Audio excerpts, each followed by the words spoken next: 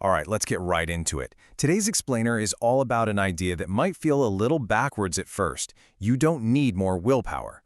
I know, that probably goes against everything you've heard, but stick with me because we're going to break down why this is so important. I mean, have you ever been there? It's just so frustrating. You've got the plan, you know exactly what the next step is, but there's this weird gap between knowing it and actually doing it. If you're nodding along right now, you're in the right place. To really get to the bottom of this, our source material introduces us to a guy named Brian, and his story, well, it's pretty much the key to this whole thing. Brian was sharp, he was driven, and he was totally 100% committed to getting better. And look, Brian was doing all the right things, right? He was checking all the boxes, reading the leadership books, setting those big, ambitious goals. He was even spiritually disciplined. On paper, he should have been flying, but in reality, he was completely and totally stuck. And this is what he said, and man, does this hit home. I know what to do, I just don't seem to do it. You see, it wasn't a knowledge problem for him, it was an action problem. And he was just beating himself up, feeling like a failure, even though he was trying so hard. So here's the crucial twist. The problem wasn't some deep character flaw. It's so easy for us to slap a label on ourselves, you know? I'm just lazy, or I'm just not disciplined enough. But our source says that diagnosis is just plain wrong. The real issue was this. He was unsupported. He was trying to do it all in a silo, all by himself. And that, right there, was the single biggest reason he couldn't move forward. He wasn't failing. He was just alone. And this is the big idea for us today. The answer for Brian wasn't to just clench his fists and try harder. No, he had to change the entire game. It wasn't about more personal grit, it was about getting the right people around him. So if connection is the secret sauce, what does that actually look like? Well, this whole idea that growth is a team sport, it's not some new self-help trend. In fact, our source points out that it's a really ancient principle, woven deep into Scripture. Just think about it for a second. The big figures in the Bible, they never operated in a vacuum. Moses had Aaron right by his side. David had his best friend Jonathan. Jesus had his disciples. The pattern has always been there. We grow and get better through our relationships. And this verse from Ecclesiastes just nails it, doesn't it? Two are better than one. It's like it's part of the design. When you're trying to do it all alone, it's so easy to fall and just stay down. But when you have someone with you, they're right there to help you get back up. Okay, let's be honest. For a lot of us, that word accountability can sound kind of scary. It might make you think of being judged or having someone breathing down your neck. So let's spend a minute totally redefining what we mean by that.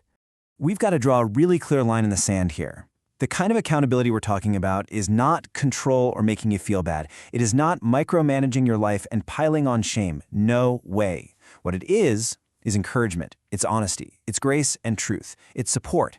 It's not someone pushing you. It's someone walking with you. And this was the huge discovery for Brian. When he finally found the right kind of accountability, it didn't feel like a prison at all. It felt like freedom. Freedom from having to pretend he was perfect.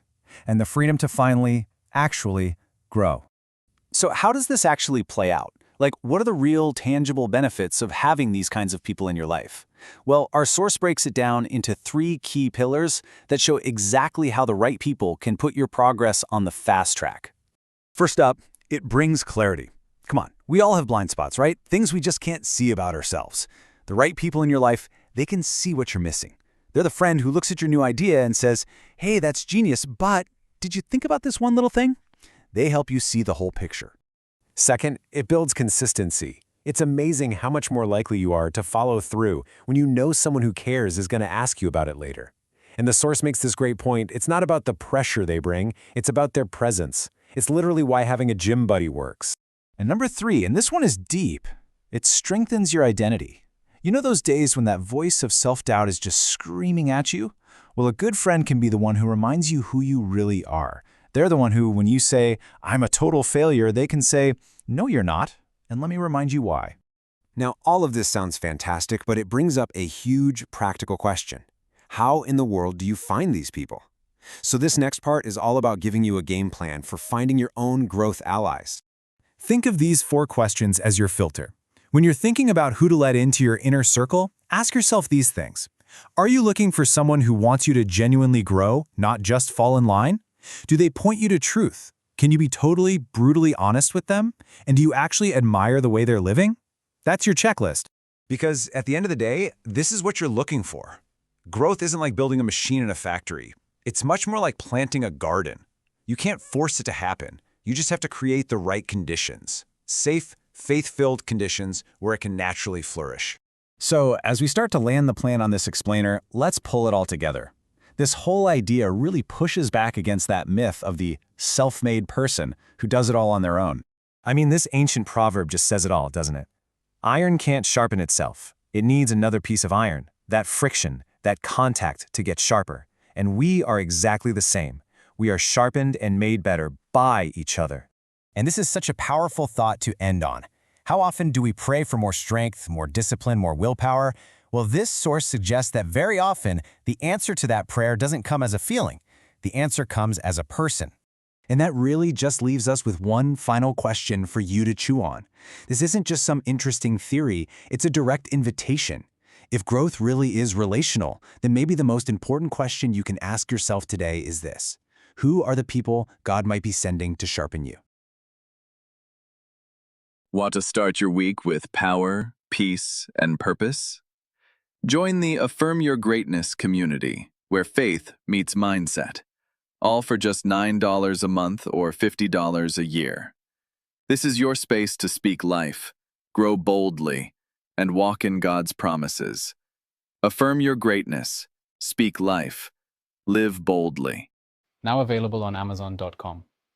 Unlock the transformative power of positive affirmations with this essential guide by certified personal development coach and motivational speaker, Dennis of DennisMotivates.com. In Affirm Your Greatness, you'll discover the science behind affirmations and learn how to craft personalized affirmations that resonate with your unique journey. Get your copy today. Find the link in the description. Thanks.